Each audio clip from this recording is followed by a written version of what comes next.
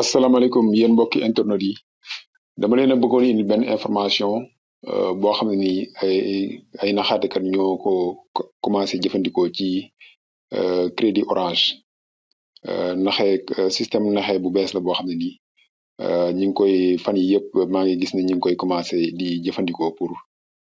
jéem a nax nit ñu bari pour affaire crédit orange léegi système boobu ni muy demee mooy ñoom dañuy lay envoyé message xaaral ma ñëw ci benn ci kii bi ci capture bi ma xamoon leen ko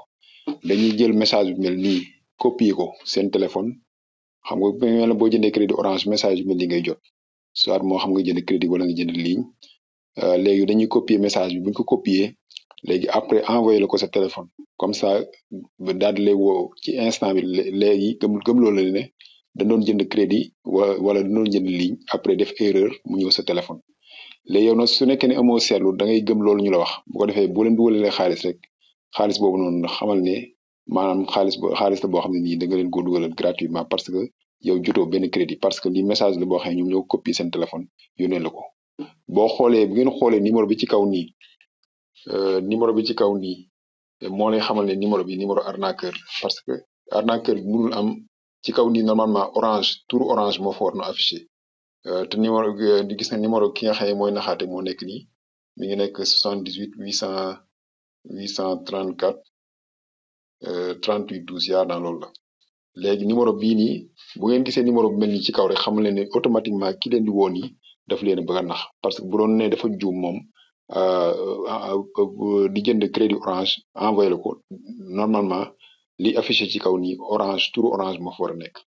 léegi nag pour jël seen matukaay ni ngeen war a def mooy comme ni ma ko bindee fii woote leen ci service client bu orange 14 41 comme ça ngeen signaler numéro bi même su nekkee ne koo xam ne tamit xamoo système bi diggantaan ni muy fonctionner ci affaire crédit yi buñ la wooyee ku la mën di woo ne la dama juum doon dugal crédit orange bala ngay jël benn kii benn initiative pour delloo ko xaalis ak yu demee noonu wooteel 14 41 ban confirmer la ne le crédit bi ñëw na sa téléphone nga soog a mën a def loolu waaye bul jël benn initiative naan da ngay rembourser ay xaalis yooyu parce que ñi ay arnaque comme ni ma la wax ay naxaatekat lañ yoo xam ne dañuy jéem a dox ci xelu nit ñi pour jéem leen a gëmloo ni dañ doon jënd crédit par juum mu ñëw sa numéro te alors que loolu amut léegi moo tax ma ne leen 14 41 mooy numéro képp ko xam ne xamoo ko mooy numéro service client bu orange woote fa te seen numéro kii bi naxaatekat boobu noonu bu feeñee ci sa téléphone jël ko nga signalé ko waa orange de la même manière ni bu dee beneen opérateur moo xam opérateur Tigo la wala muy opérateur Expresso ñoom ñëpp tamit mën nga woote seen service client parce que dañ ko commencé par orange laa gis ñu commencé di ko def fan yi mais mën na jël opérateur yëpp mais bu mu ci mën a doon rek suñu la wooyee ne dañoo juum doon dugal crédit mu ñëw sa téléphone bala ngay def lenn xoolal ba xam message bu kii la message bu kii la bu jógee ci opérateur bi la bu nekkee ne jógewul ci opérateur bi nga xam ne kii am na xaatikat la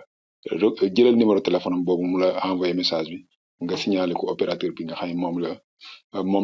moom la concerné loolu daal laa ne woon naa leen ko indil comme information di leen wax ne tamit dama leen a bëgg a wan par exemple bu dee message boo xam ne ci orange lu jógee message original bu jógee ci orange ni gis ngeen ko ni mu mel nii dañuy bind orange ci kaw fi ñu bind compte fi numéro arnaqueur boobu nekkoon noonu moo leen premier capture bi message bi bu dee orange la bu doon ne moom ki lay woo ne daa juum dugal crédit après mu ñëw message bi orange lay doon même bu dee orange la jógee tamit comme ni ma lay wax rek léegi comme jamono ji dafa jaxasoo képp ku leen woo ne leen dafa juum doon dugal crédit mu ñëw sa téléphone bala ngay jël benn initiative wooteel 14 41 ban confirmer la ne la crédit bi mu ngi sa téléphone nga xool boo dee nekk da nga koy delloo crédit nga delloo ko waaw parce que comme ni ma ko waxee rek instant bii nii système bii lañ jël pour nax nit ñu bari ci affaire crédit téléphonique yi loolu laa ne woon naa leen ko comme information pour ngeen jël seen matukaay.